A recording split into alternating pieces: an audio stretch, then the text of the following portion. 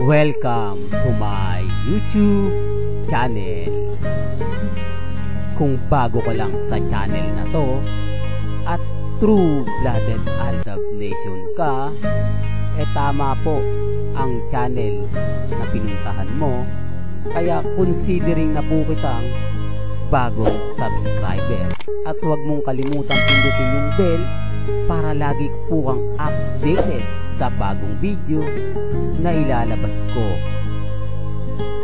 Salamat po sa iyong pag-click sa channel na to. Welcome back mga kaaldab. Ito na naman po ang inyong lingkod, si Mr. Destiny. At syempre magbibigay na naman tayo ng pinakamagandang update po ngayon sa social media. Syempre mga latest posts ni Alden Richards at ganap naman po ngayon kay Mrs. Paul Quezon. Di po ba maraming kwento na lumalabas na wala daw pong katotohanan yung sinasabi ko na nagbabakasyon sa isang beach resort si Mrs. Paul Quezon kasama nga po ang mga chikiti. Di naman po ako namimilit, di po ba? Wala naman po silang may pakitang pruweba o may labas na magpapatunay po na sila yung tama at ako yung mali.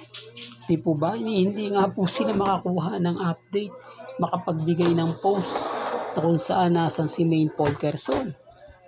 Di po ba? Real talk to mga kaaldab. Sabi ko nga po sa inyo, malaking kawalan talaga si Main sa 8 Bulaga. Di po ba na talagang kapag nag-react at nag-komento po yung mga ilang viewers ng live, ramdam mo na talagang may hinahanap sila. Aminado naman po yung mga ibang legit lover cards. Nakakaiba nga po talaga si Mrs. Paul Quezon. Iba talaga si Mengay, lalo na nga po kapag ka nasa 8 Bulaga. Yung presensya niya mahirap nga po talaga makita. Kumbaga yung tipong magandang nasa 8 Bulaga po siya kasi nararamdaman niya yung presensya nga po ng fandom ng mga viewers. Hindi po ba? Kaya sabi sa inyo, mas magandang manood ng live. Doon kasi mga kaaldab, may kita nyo yung komento sa social media. Doon mababasa nyo yung mga inaing ng mga viewers pag wala nga po si Mengay. Hindi po ba? Real talk to mga kaaldab. Kaya nga sabi ko sa inyo, wala pong ganap, walang update, walang post si Mrs. Paul Quezon. Kaya nga po maiinit na naman ang ulo ng mga ilang main fanatics at mga armain dahil tayo po ang pinag-uusapan at pinagpepiestahan. Bukod po dito sa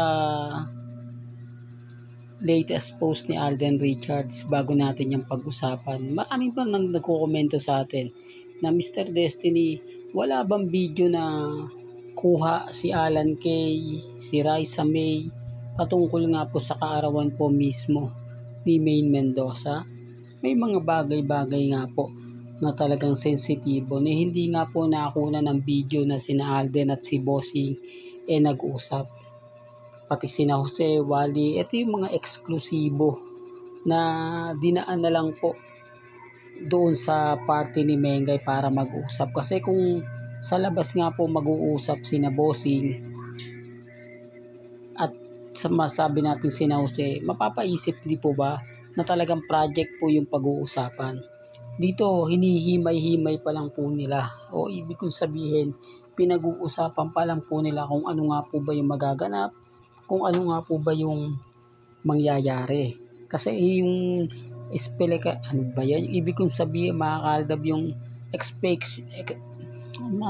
sa dilo ng dila ako mga kaaldab, hindi ko mabanggit. Ang ibig kong sabihin, yung mga iniisip po ng mga netizen kapag sa labas nga po kasi nagkita at nagkausap sina Bossing, Main, Alden Richards, project talaga yan. Di po ba? Samantalang kung nasa loob nga po ng birthday celebration, hindi na po yun mapagdududahan pa. Yan po yung mga sinasabi ng mga ibang kritiko nga po, mga komento po sa mga website na dinaan na nga po doon sa pag-uusap na ako mga kaaldab, masaya na ako doon. Okay na po sa akin doon.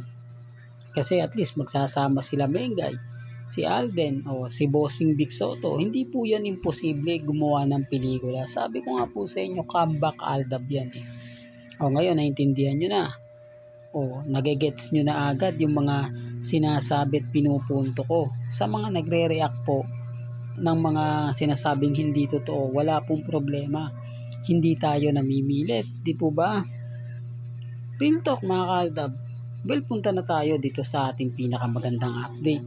Ito yung latest post ni Richard Paul Carson. Post sa kanyang Instagram. Kung mapapansin nyo, dati nagpo-post siya sa Facebook. Ngayon, sa Instagram na po siya nagpo-post.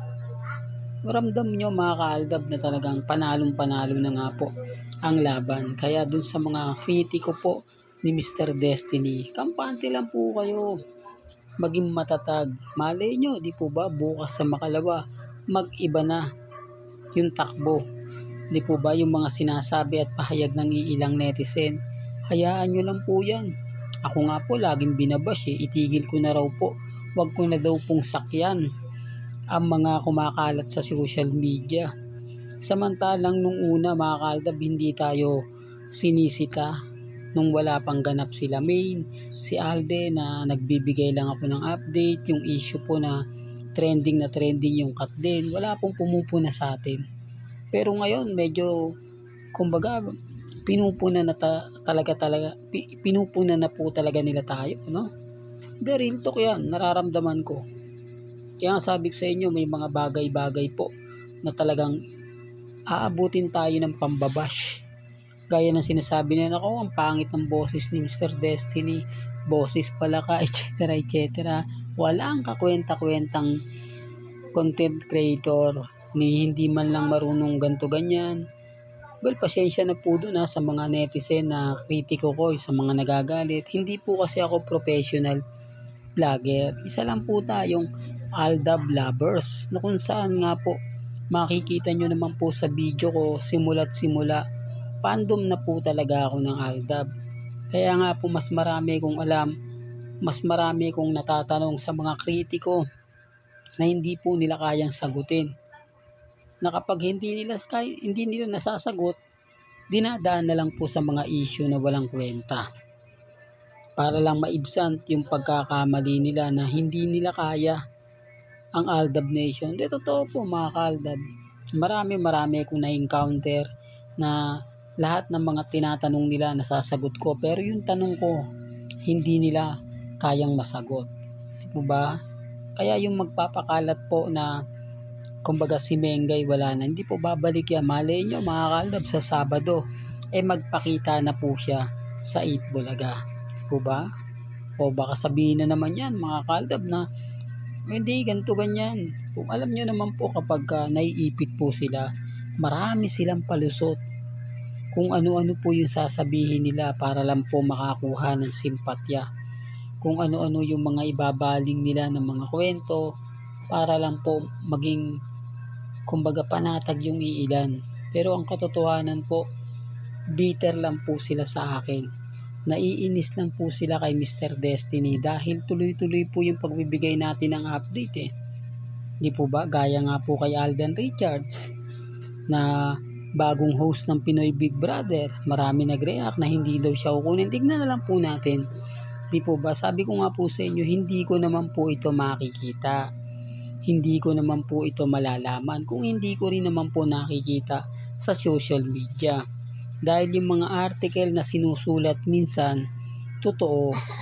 Dahil dun din naman po sila bumabase sa mga interview, sa mga lumalabas, kung sino nga po ba ang magiging host ng bagong segment o bagong show ng GMA Network, ang Pinoy Big Brother. Siyempre sinasabi nila na ganito ganyan, di po ba? Kaya relax lang po kayo, maging kampante at maging matatag. Malay nyo, di po ba? Biglang magbago yung senaryo. Pasensya na po kayo kung paulit-ulit to para lang po malinaw po sa mga kritiko po ng Aldab Nation.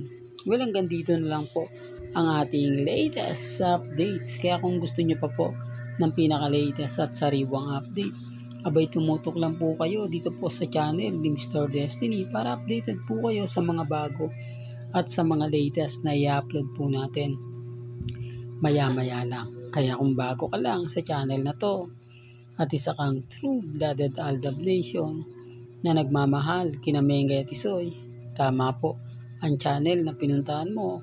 Kaya consider na po kitang bagong subscriber. At huwag mong kalimutang i-share ang mga video po natin sa mga mami, sa mga titas, at sa mga senyor. Hanggang sa muli, salamat po sa panonood at pakikinig.